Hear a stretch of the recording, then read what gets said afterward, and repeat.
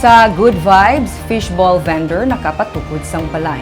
Nagabaligya naman sang milk tea, nagapa-franchise na. Kay man, nakapatukod sang pila ka branches samtang naga-pandemic. Paano ini natabo? Yaring report ni Romeo Subaldo. Ang pagka-addict ni Dinah Orfano sa milk tea kag pagka-coffee lover niya ang isa sa mga rason kung nga nagpursige siya sa pagsugod sang kaugalingon nga negosyo sa paghimo sa milk tea.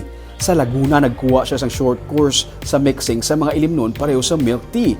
Antes nag-pandemic, nagapauli siya sa Talisay City kag gintestingan ang pagnegosyo. Nagsugod siya sa gamay nga kiosko. Kung maka-income siya sadto sang 1,000 ka peso sa isa ka adlaw, malipayo na siya. Pero nag-igo ang pandemic, nag-lockdown. Pensar niya, katapusan na sang iya liberty nga negosyo. Pero natabuan kay naka-enroll siya sa isa ka food delivery services, wala siya maglaom nga diri na magasugod ang pag-uswag sang iya nga negosyo. Ang tanda, ang first day naman, second day, isa lang order, duwa ka order.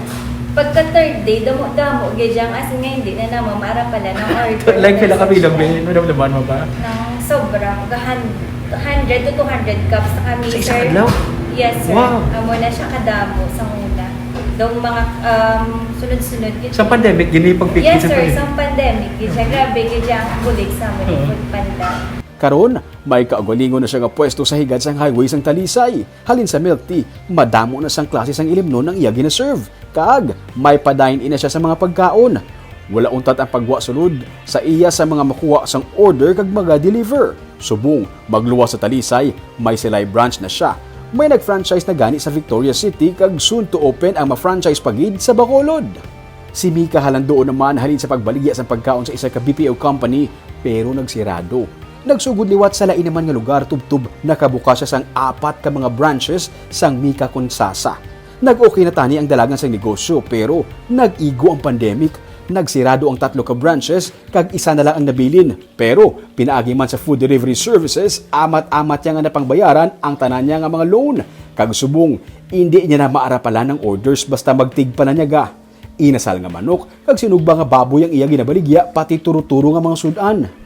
Siyempre, sa inasalan, ako lang tatag ang iba na sa Malocan country. Nagabukas? Kag ako, barato ko, as in, damo-damo, video order. Hindi mo ma-explicar kung ano ko Wala, na. wala eh. Isa ka adlaw pila ka rason? Dumahibi ko, kisa manumdum pala, Lord, grabe, kagid dyan mo. Like pila ka inasal sa isa ka adlaw, for example? Maka kami guro, maka 60 kami ka inasal nga manok, so Oo. 60 times 4. Why labot ang liempo naman, 20 kilos a day kami, may pork barbecue, bala. Grabe. Oh, grabe, ganyan blessings ni Lord. Yan mo ko blessing in disguise, ganyan si Food Pandas. Ang mag-asawa naman nga Herman kag Edna Sumbilon nagabaligya sa mga fishball, tempura, cheese sticks, dynamite sticks kag iban pa nga mga finger foods. Mas kilala ang ilang nga produkto nga iya ni Totongs. Sikat sila sa guwa sa mga eskwelahan kag kun panaad sa Negros. Pero bangod sang pandemic, wala sang face-to-face nga klase, wala man sa mga events kag gatherings. Pinsar anay sang Sumbilon nga mag-asawa, katapusan naman sang ila halos 2 ka dekada nga negosyo. Nagtesting sila sa pagbaligya online pero hindi amo sila kabakal. Nangisog sila magkuha sang serbisyo sang food delivery services. Ginkibot lang sila sang ilang income. Makalabot ang ilang benta sa 50,000 pesos sa isa ka semana. Sa peak season, nalabot nila ang 200,000 pesos sa sulod lang sang napulo ka adlaw. Makapila na ay sa isa ka semana? Damo kami customer, sir. Ang amount pinaka-nag 50. 50K. Kalabot kami 200K. Sa isa ka semana? Within 10 days to 15 days, nakalabot kami 200K. Kabalo na ang food panda. Sa tempura kag sa fishball. Yeah, tanan mga delicacies naman. Pero ang best-selling naman fishball, guys, kagutok nining. Oh, come on. Muna ang kapasalamat kami sa food panda. Without food panda, wala kami nakabayad sa aming balay. Nga nakakuha kami balay sa Camilla. Subong, ginahulat na lang nila nga mahuman ang ilang nga balay sa Camellia Homes kag manugbukas naman sila sa ilang nga dine-in nga store, pati malls, plano pa nila nga sudlon. Suno kay Ralph Mandin, account manager sa Food Panda, pati sila ang nakibot kung paano nag-uswag ang magagmay nga negosyo sini nga pandemic.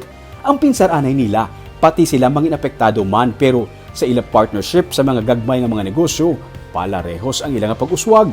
We really even like to see the reactions and success that we have with our local vendors or restaurant owners because of course they really thought na wala na gid sila right after the pandemic hit, but because of the delivery that really helped them, that made their lives not just easier but had an exceptional change. Sa karon, hindi lang sa Bacolod ang ilagi na cater, may mga kliyente na sila sa iban nga mga banwa kag syudad.